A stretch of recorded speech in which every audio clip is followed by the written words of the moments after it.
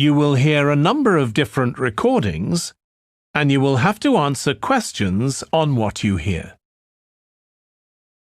There will be time for you to read the instructions and questions, and you will have a chance to check your work. All the recordings will be played once only. The test is in 4 sections. At the end of the test, you will be given 10 minutes to transfer your answers to an answer sheet. Now turn to Section 1.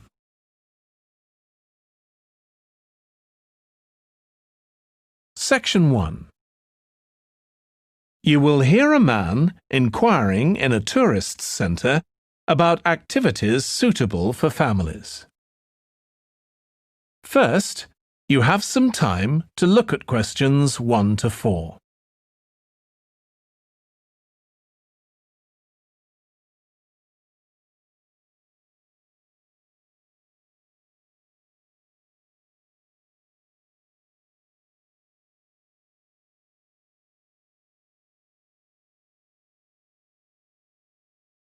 You will see that there is an example that has been done for you. On this occasion only, the conversation relating to this will be played first. Hi, can I help you? I'd like to find out if you have any excursions suitable for families. Sure.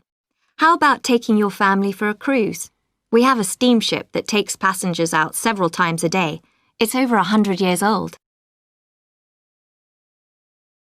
The cruise takes place on a steamship. So steamship has been written in the space. Now we shall begin. You should answer the questions as you listen because you will not hear the recording a second time. Listen carefully and answer questions 1 to 4. Hi, can I help you? I'd like to find out if you have any excursions suitable for families. Sure. How about taking your family for a cruise? We have a steamship that takes passengers out several times a day. It's over 100 years old. That sounds interesting. How long is the trip? About an hour and a half. And don't forget to take pictures of the mountains. They're all around you when you're on the boat and they look fantastic. Okay. And I assume there's a cafe or something on board? Sure. How old are your children? My daughter's 15 and my son's 7. Right. Well, there are various things you can do once you've crossed the lake to make a day of it. One thing that's very popular is a visit to the country farm. You're met off the boat by the farmer and he'll take you to the holding pens where the sheep are kept. Children love feeding them. My son would love that. He really likes animals. Well, there's also a 40-minute trek round the farm on a horse if he wants. Do you think he'd manage it? He hasn't done that before. Sure. It's suitable for complete beginners. Good. And again, visitors are welcome to explore the farm on their own, as long as they take care to close gates and so on. There are some very beautiful gardens along the side of the lake which also belong to the farm. They'll be just at their best now. You could easily spend an hour or 2 there. Okay, well, that all sounds good. And can we get lunch there? You can, and it's very good, though it's not included in the basic cost. You pay when you get there. Right. Before you hear the rest of the conversation, you have some time to look at questions 5 to 10.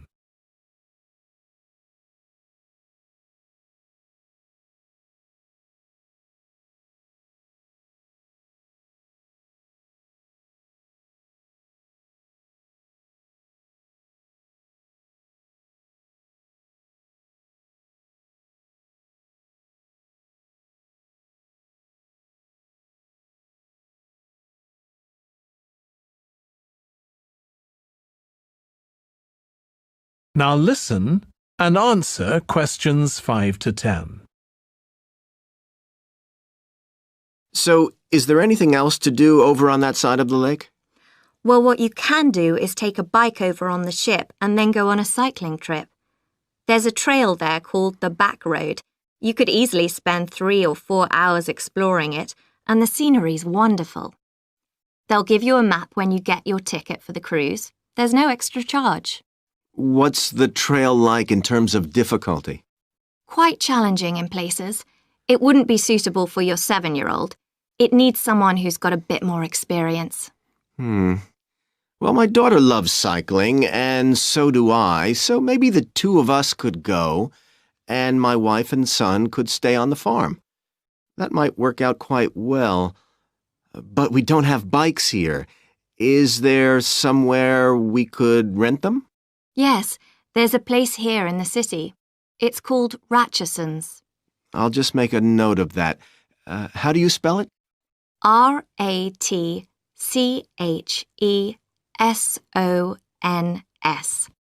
It's just by the cruise ship terminal. Okay. You'd also need to pick up a repair kit for the bike from there to take along with you, and you'd need to take along a snack and some water. It'd be best to get those in the city. Fine. That shouldn't be a problem. And I assume I can rent a helmet from the bike place. Sure, you should definitely get that. It's a great ride, but you want to be well prepared because it's very remote. You won't see any shops round there or anywhere to stay, so you need to get back in time for the last boat. Yeah. So what sort of prices are we looking at here? Let's see. That'd be 1 adult and 1 child for the cruise with farm tour. That's $117, and an adult and a child for the cruise only, so that's $214 altogether. Oh, wait a minute. How old did you say your daughter was? 15. Then I'm afraid it's $267 because she has to pay the adult fare, which is $75, instead of the child fare, which is $22. Sorry about that. That's okay. So how do we find out? That is the end of section 1. You now have half a minute to check your answers.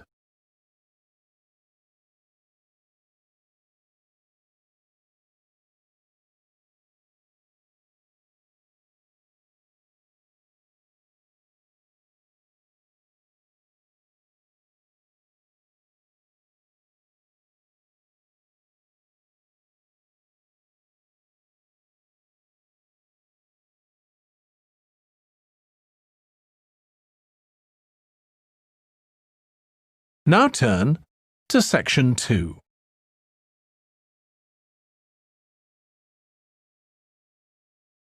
Section 2. You will hear a restaurant manager talking to a small group of new staff who are starting work as kitchen assistants in a restaurant. First, you have some time to look at questions 11 to 16.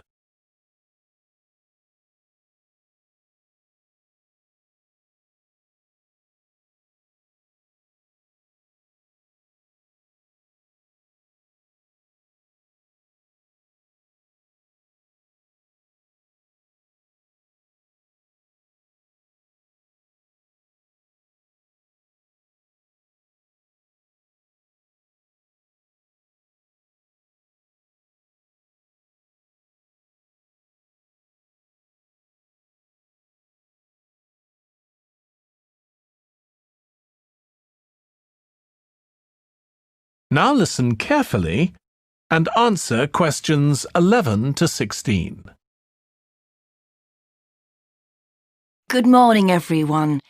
My name's Joy Parkins, and I'm the restaurant manager. And I understand that none of you have had any previous experience as kitchen assistants. Well, you might be feeling a bit nervous now, but most of our kitchen assistants say they enjoy the work. OK, they might get shouted at sometimes, but it's nothing personal. And they're pleased that they have so many different things to do, which means they never get bored. And I'll tell you straight away that if you do well, we might think about moving you up and giving you some more responsibility. Right, well, you've all shown up on time, which is an excellent start. Now, I'm glad to see none of you have unsuitable footwear, so that's good. You need to be careful as the floors can get very wet and slippery. Those of you with long hair, I've got it well out of the way, but some of you'll need to remove your rings and bracelets. Just put them somewhere safer today, and remember to leave them at home tomorrow, as they can be a safety hazard. Now, it's going to be a busy day for you all today. We don't have any tables free for this evening, and only a few for lunch. Fortunately, we've got our head chef back. He was away on holiday all last week, which meant the other chefs had extra work. Now, I'll tell you a bit more about the job in a minute, but first, some general regulations. For all of you, whatever your age, there's some equipment you mustn't use until you've been properly trained, like the waste disposal system, for example, for health and safety reasons. Then I think there are 2 of you here who are under 18. That's Emma and Jake, isn't it? Right, so for you 2, the meat slicer is out of bounds, and of course none of you are allowed to use the electric mixer until you've been shown how it works. Now, you may have heard that this can be a stressful job, and I have to say that can be true. You'll be working an 8-hour day for the first week, though you'll have the chance to do overtime after that as well if you want to. But however long the hours are, you'll get a break in the middle. What you will find is that you're on your feet all day long, lifting and carrying, so if you're not fit now, you soon will be. You'll find you don't have much chance to take it easy. When someone tells you to do something, you need to do it straight away. But at least we do have a very efficient air conditioning system compared with some kitchens.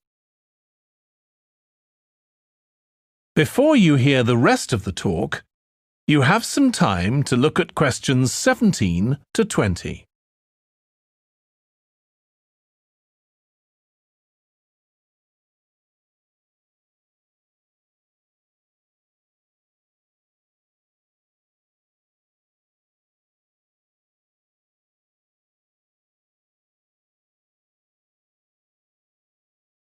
Now listen and answer questions 17 to 20.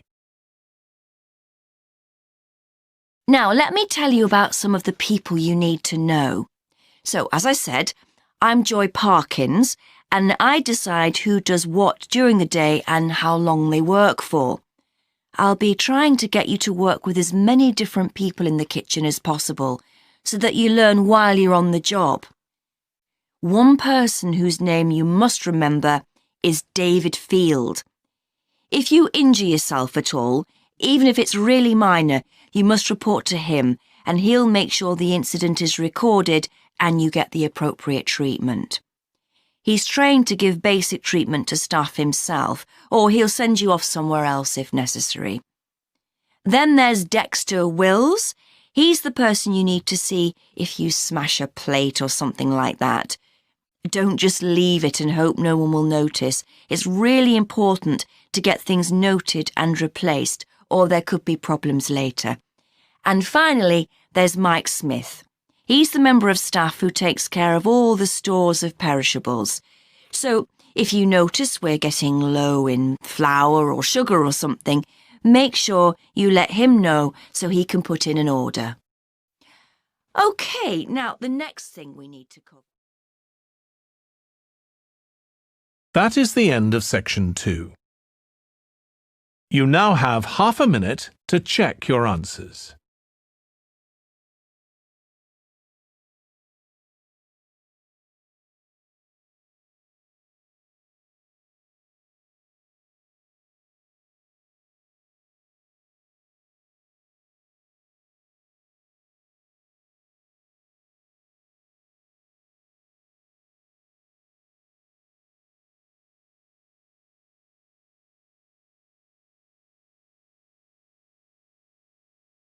Now turn to section 3.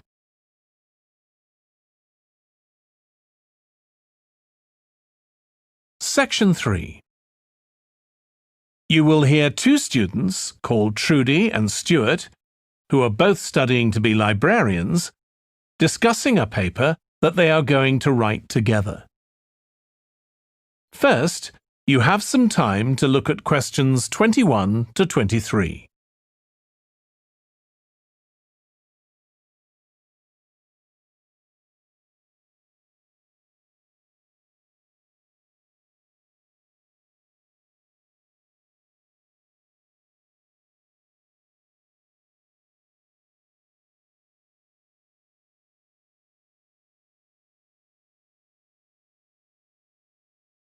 Now listen carefully and answer questions 21 to 23. OK, Stuart, we need to start planning our paper on public libraries. Have you thought of an angle yet? Well, there's so much we could look into. How libraries have changed over the centuries, for instance, or how different countries organise them. What do you think, Trudy? Maybe we should concentrate on this country and try and relate the changes in libraries to external developments, like the fact that far more people can read than a century ago, and that the local population may speak lots of different languages. We could include something about changes in the source of funding too. Yes, but remember we're only supposed to write a short paper, so it's probably best if we don't go into funding in any detail. Right. Well, shall we just brainstorm a few ideas to get started? OK. We obviously need to look at the impact of new technology, particularly the internet. Now that lots of books have been digitalised, people can access them from their own computers at home. And if everyone did that, libraries would be obsolete. Yes. But the digitalised books that are available online for free are mostly out of copyright, aren't they? And copyright in this country lasts for 70 years after the author dies. So you won't find the latest bestseller or up-to-date information. That's an important point. Anyway, I find it hard to concentrate when I'm reading a long text on a screen. I'd much rather read a physical book. And it takes longer to read on a screen. Oh, I prefer it. I suppose it's just a personal preference. I expect the libraries will go on evolving in the next few years. Some have already become centres where community activities take place, like local clubs meeting there. I think that'll become even more common. I'd like to think so. And that they'll still be serving their traditional function, but I'm not so sure. There are financial implications after all. What I'm afraid will happen is that books and magazines will all disappear and there'll just be rows and rows of computers. They won't look anything like the libraries we're used to. Well, we'll see. Before you hear the rest of the discussion, you have some time to look at questions 24 to 30.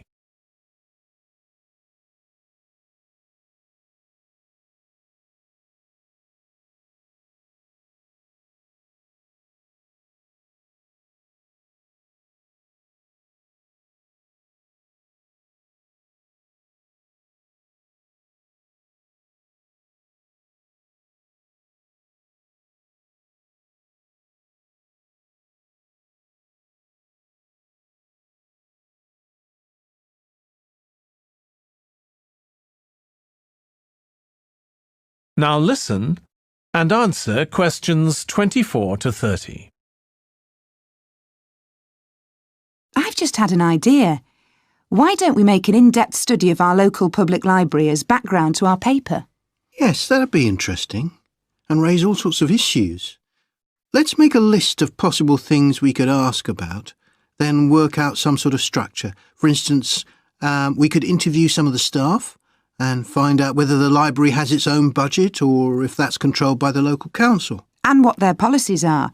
I know they don't allow food, but I'd love to find out what types of noise they ban. There always seems to be a lot of talking, but never music. I don't know if that's a policy or it just happens. I've often wondered. Then there are things like how the library is affected by employment laws. I suppose there are rules about working hours, facilities for staff and so on. Right. Then there are other issues relating to the design of the building and how customers use it. Like, what measures does the library take to ensure their safety? They'd need floor coverings that aren't slippery, and emergency exits, for instance. Oh, and another thing, there's the question of the kind of insurance the library needs to have, in case anyone gets injured. Yes, that's something else to find out. You know something I've often wondered? What's that? Well, you know they've got an archive of local newspapers going back years. Well, next to it, they've got the diary of a well-known politician from the late 19th century. I wonder why it's there. Do you know what his connection was with this area? No idea. Let's add it to our list of things to find out. Oh, I've just thought, you know, people might ask in the library about local organisations like sports clubs. Well, I wonder if they keep a database or whether they just look online. Right. I quite fancy finding out what the differences are between a library that's open to the public and one that's part of a museum, for example. They must be very different. Then something else I'd like to know is... That is the end of section 3. You now have half a minute to check your answers.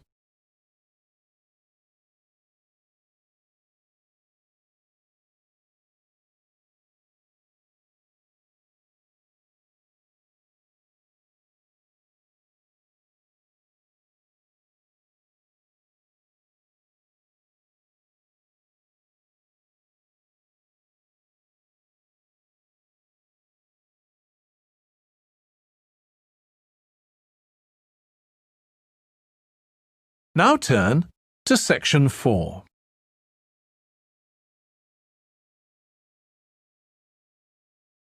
Section 4. You will hear part of a lecture for business students about business values. First, you have some time to look at questions 31 to 40.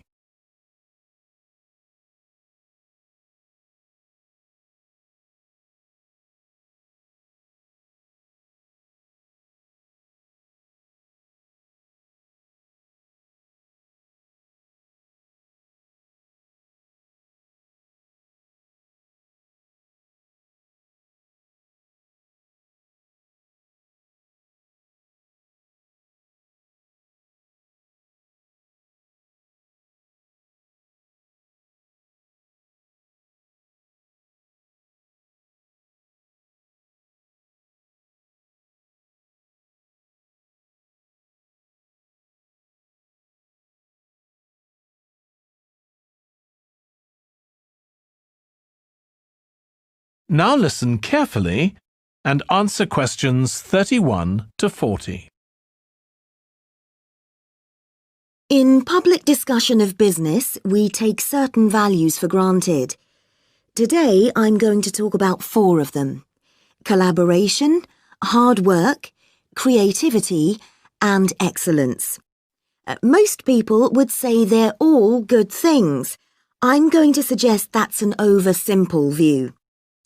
The trouble with these values is that they're theoretical concepts, removed from the reality of day-to-day business. Pursue values by all means, but be prepared for what may happen as a result. They can actually cause damage, which is not at all the intention. Business leaders generally try to do the right thing, but all too often the right thing backfires if those leaders adopt values without understanding and managing the side effects that arise. The values can easily get in the way of what's actually intended. Okay, so the first value I'm going to discuss is collaboration. Let me give you an example. On a management training course I once attended, we were put into groups and had to construct a bridge across a stream, using building blocks that we were given. The rule was that everyone in the team had to move at least one building block during the construction. This was intended to encourage teamwork.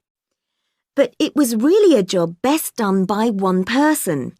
The other teams tried to collaborate on building the structure and descended into confusion, with everyone getting in each other's way. Our team leader solved the challenge brilliantly. She simply asked everyone in the team to move a piece a few centimetres to comply with the rule, and then let the person in the team with an aptitude for puzzles like this build it alone. We finished before any other team. My point is that the task wasn't really suited to team working, so why make it one? Teamwork can also lead to inconsistency, a common cause of poor sales. In the case of a smartphone that a certain company launched, one director wanted to target the business market, and another demanded it was aimed at consumers. The company wanted both directors to be involved, so gave the product a consumer-friendly name, but marketed it to companies. The result was that it met the needs of neither group. It would have been better to let one director or the other have his way, not both.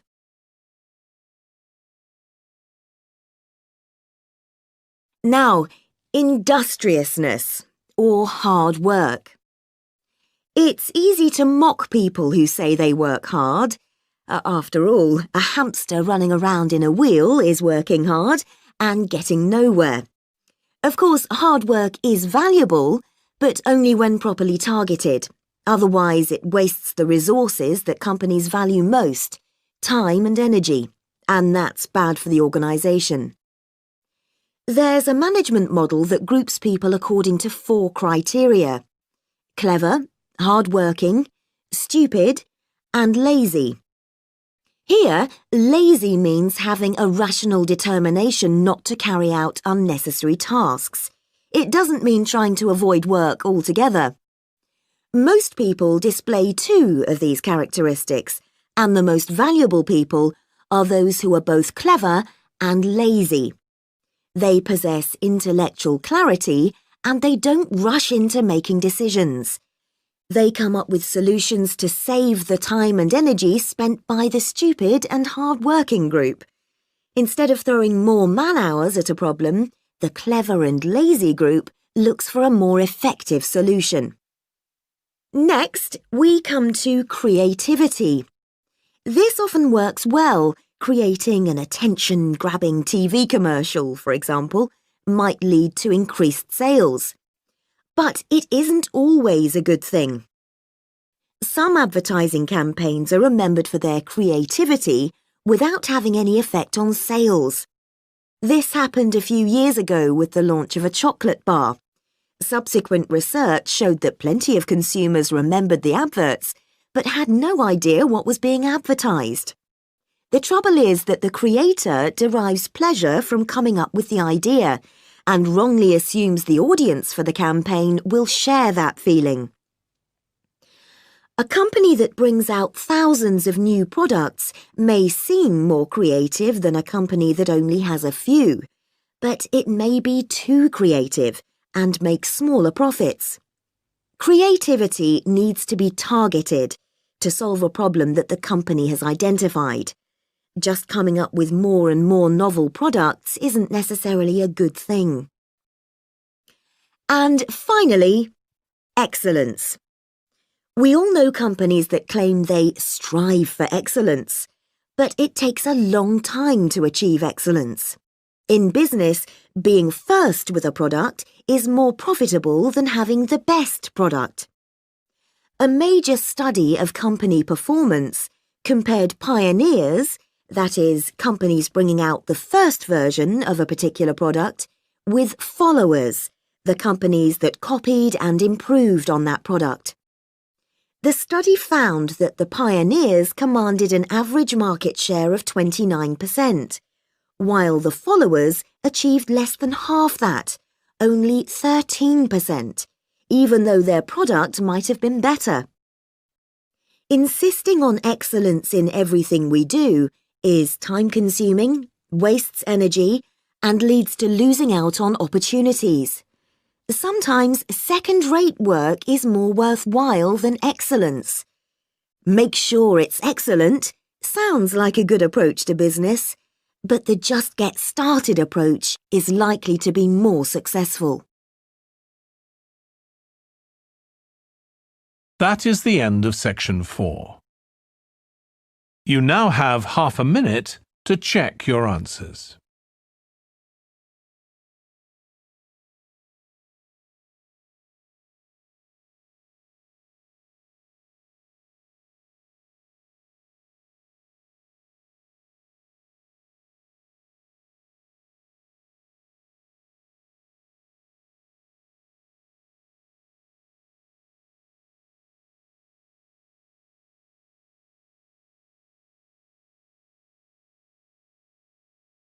That is the end of the listening test.